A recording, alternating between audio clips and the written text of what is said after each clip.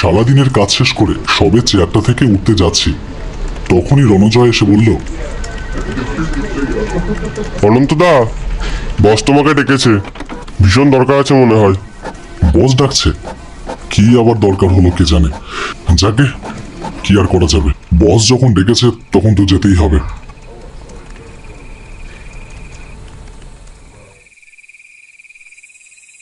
Sir, আসতে পারি? ও শুভ, এসো।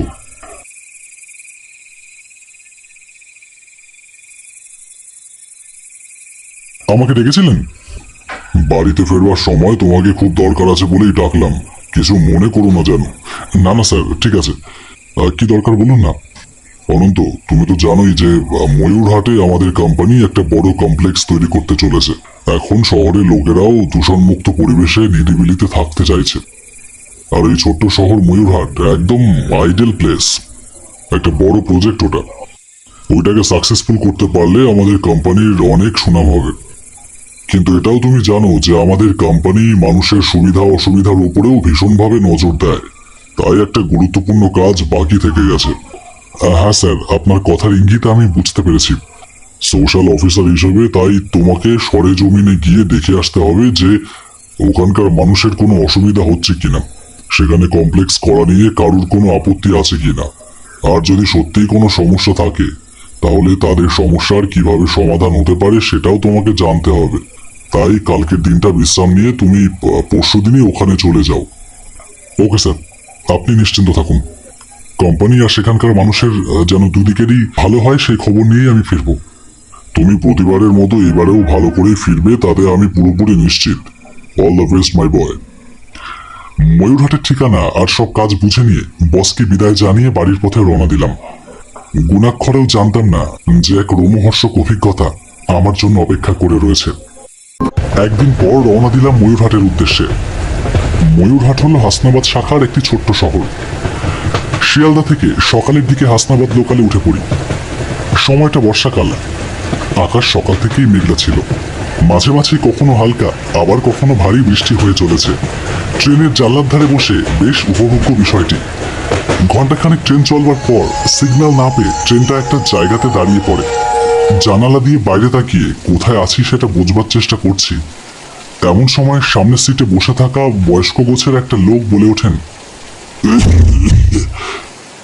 অনেকটাই সময় লাগবে বাবা, এমনিতেই এদিকে সিঙ্গেল লাইন, তার উপরে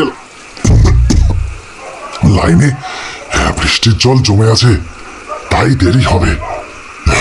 কোথায় যাবে তুমি? ময়ূরহাটে যাব, ভেবেছিলাম দুপুরের মধ্যে পৌঁছে যাব, কিন্তু এখন তো মনে হচ্ছে সন্ধ্যা হয়ে যাবে। তাহলে তো অনেকটা সময় লাগবেই, এখনো আরো ঘন্টাখানেক ট্রেনে। আচ্ছা, ময়ূরহাট স্টেশন থেকে রামচাঁদপুরে যেতে নাকি বৈতরণী নদী পেরিয়ে যেতে হয় শুনেছি। সন্ধ্যার পরে নৌকো পাবো তো? বয়স্ক লোকটা কিছুটা সময় ভেবে নিয়ে বলল, বিকেলের পর নদীতে তো তেমন ভাবে নৌকো আর চলে না, আর তাছাড়া রাতে। হ্যাঁ বলুন, থেমে গেলেন কেন? রাতে কি? তুমি বরং রাতটা স্টেশনে কাটিয়ে তারপর সকালেই রামচাঁদপুরে যেও। না না, আমাকে আজকেই রামচাঁদপুরে পৌঁছাতে হবে, একটা বিশেষ কাজ আছে। বুঝতে পেরেছি, হয়তো তোমার দরকারি কাজ আছে, তবে রাতে নদী পার না হওয়াটাই মঙ্গল, বিশেষ করে এই বর্ষাকালে, আবার ভাদ্র মাসে। বয়স্ক লোকটার কথাগুলি আমার মাথার উপর দিয়ে কালো মেঘের মতন ভেসে চলে গেল। আর বেশি কথা বাড়ালাম না। এর আরো ৪৫ মিনিট পরে ট্রেন চলতে শুরু করলো। সেই বয়স্ক লোকটা দুটি স্টেশন পর বসিরহাটে নেমে পড়ল। ট্রেন থেকে নেমে চলে যেতে যেতেই আমার জানলার কাছে এসে বলল, আজকে রাতে বৈতরণী নদী হয়ে রূপচাঁদপুরে যেও না যেন, কষ্ট করে স্টেশনে রাতটা কাটিয়ে কালকে সকালে যেও, তোমার ভালোর জন্যই বললাম। ভালো থেকো, করুণাময় ঈশ্বর তোমার মঙ্গল করুন। বলেই লোকটা স্টেশনের পাশে সরু রাস্তা দিয়ে বড় গাছগুলির পেছনে চলে গেল। এইবার আমি বেশ কিছুটা অবাক হলাম বইকি। ট্রেন যখন ময়ূরহাট স্টেশনে থামে তখন পৃথিবীর বুকে অন্ধকার তার রাজত্ব বিস্তার করে ফেলেছে। ময়ূরহাট স্টেশনে কেবল দুটি লোক নামলাম। বৃষ্টি তত সময় থামলেও আকাশের মুখ গম্ভীর, আর তার সাথেই মাঝে মধ্যেই দমকা বাতাস বইছে। আমার সাথে ট্রেন থেকে নামা লোকটিকে জিজ্ঞেস করলাম, আচ্ছা দাদা, খেয়াঘাটটা কোন দিকে বলতে পারবেন?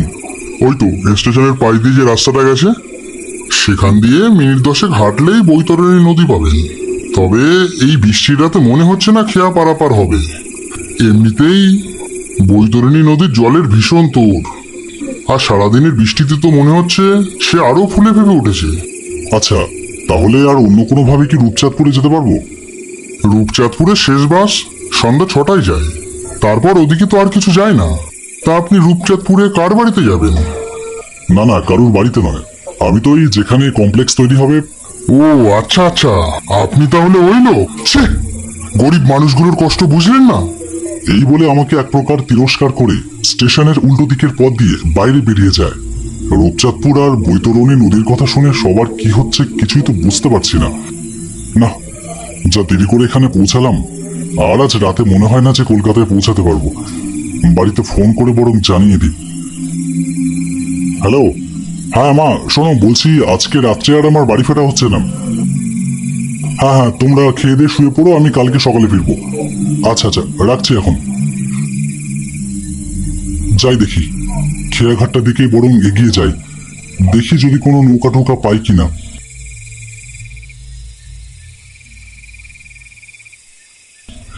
রাস্তায় চলার পথে খেয়াল করলাম কাঁচা রাস্তাতে ইতিমধ্যেই সামান্য জল নেমে গেছে। অন্ধকারে যতটা সম্ভব কাদা বাজিয়ে উপস্থিত হলাম নদীর কাছে। স্টেশনে লোকটা ঠিকই বলেছিল, সত্যিই বৈতরণী নদীতে জল থই থই অবস্থা। এই বৃষ্টিতে যেন জলে আরো ভরে উঠেছে। নদীর খেয়াঘাটের দিকে তাকাতে দেখি বেশ কিছু নৌকা ঘাটে বাঁধা রয়েছে। জলের তোড়ে নৌকাগুলি আপন মনে দুলছে, কিন্তু নৌকা চালক বা মাঝি কেউ নেই, হয়তো চলে গেছে যে যার বাড়িতে।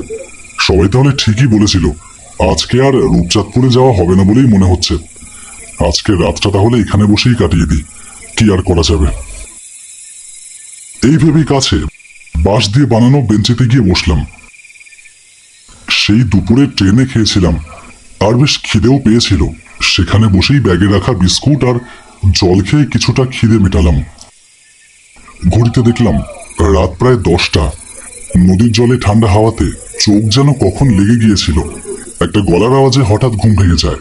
কেউ যেন আমাকে জিজ্ঞেস করছে। চোখ খুলে দেখলাম নদীতে একটা বেশ বড় নৌকো। এখন এই সময় নদীতে নৌকো যা ভাবাই যায় না। আর বিশেষভাবে লক্ষ্য করলাম নৌকোটা একটু বেশি বড়, যেন কোনো বিশেষ উপলক্ষের জন্য তৈরি। কোথায় যাবেন আপনি?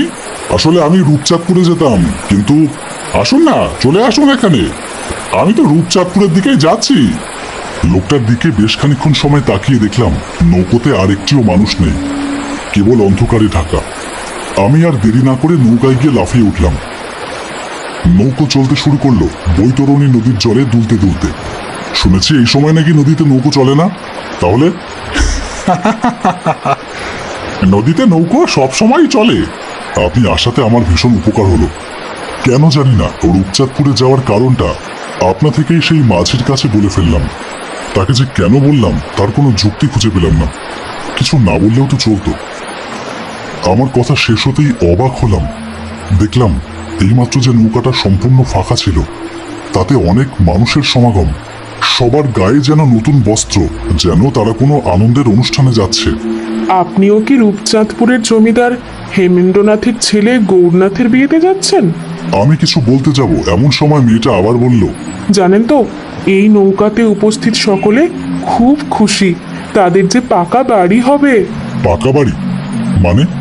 নদীর পাড়ে আমরা সবাই মাটির বাড়িতে থাকি, আর জমিতে চাষ করে কোনো মতে জীবন চালাই বলছি কেন, বলা উচিত চালাতাম। জমিদার মশাই আমাদের থেকে ওই জমি কেড়ে নিয়েছে, আর বলেছে ওখানে কমপ্লেক্স না কি একটা তৈরি করবে, আর তাতে আমাদের থাকতে দেবে। আমাদের নাকি কষ্টের দিন প্রায় শেষ। শুধু তাই নয়, গ্রামের অন্যান্যরা অন্য নৌকাতে গেলেও কেবল যারা জমি দিয়েছে, জমিদার মশাই শুধু তাদের জন্যই এই বিশেষ নৌকা আনিয়েছে। কিন্তু ওই জমিতে গ্রামের লোকেরা থাকবে এমন তো কোথাও লেখা নেই। ওই জমিতে তো বড় লোকেরা থাকবে, তাই তো? আমাদের মতো গ্রামের গেঁয়ো লোকেরা কেনই বা থাকবে, ঠিক কি না? ওরা তো থাকবে রাস্তাতে, ওদের জমি নেওয়া হবে, তবে ওদের কোনো জায়গা হবে না সেখানে। আমরা কত বোকা, তাই না? কত সহজে মানুষকে বিশ্বাস করে ফেলি, এটাই আমাদের অপরাধ। আমার কাছে বিষয়টা ধীরে ধীরে পরিষ্কার হতে শুরু করেছে। আমি মেয়েটাকে কিছু বলতে যাব, তখনই নৌকাতে মানুষের মধ্যে চিৎকার শুরু হলো। নৌকো কোনোভাবে ভেঙে গেছে, জল ঢুকেছে, নৌকাতে জল ঢুকেছে, নৌকাতে জল ঢুকছে, জল ঢুকতে শুরু করেছে মানে? নৌকো কোনোভাবে ভেঙে গেছে, ভাঙা জায়গা দিয়ে নৌকাতে জল ঢুকছে। নৌকাতে জল ঢুকলো কি করে? এখন অব্দি তো নৌকা পুরো ঠিকই ছিল। এই মাঝ নদীতে রাতের অন্ধকারে বাঁচবো কি করে? আমি তো সাঁতার জানি না। সবাই বাঁচবার চেষ্টা করছে, কিন্তু এতগুলো লোক মাঝ নদীতে রাতের অন্ধকারে বাঁচবে কি করে, এটাই কেউ ভেবে পাচ্ছে না। আলো ঝলমলে নৌকায় তখন অন্ধকার, কেবল ভেসে আসছে কান্না আর আর্তনাদ। এই অন্ধকার রাতে অজগরের মুখের মতো হা করে থাকা বৈতরণী নদীর থেকে কি করে বাঁচবে সবাই? এ যে গিলে খাবে, অন্ধকারে সাঁতরাবেই বা কি করে? আর সবাই কি সাঁতার জানে? নৌকা ধীরে ধীরে নদীর গর্ভে তলিয়ে যেতে থাকে। আমি জলের মধ্যে পড়ে প্রাণপণে অবিরাম বাঁচার চেষ্টা করতে থাকলাম। নাক মুখ দিয়ে জল শরীরে ঢুকতে থাকে। তার মধ্যে সামান্য কিছু সময়ের জন্য দেখলাম ছটফট করতে করতে কিছু সময় আগেও নৌকাতে বসে থাকা মেয়েটা জলের অতল গভীরে তলিয়ে যাচ্ছে।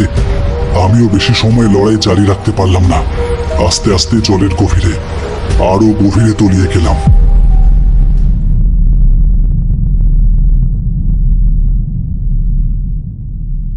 হঠাৎ চোখ মেলে দেখলাম জামা কাপড় সব ভেজা, পড়ে আছি নদীর পাড়ে।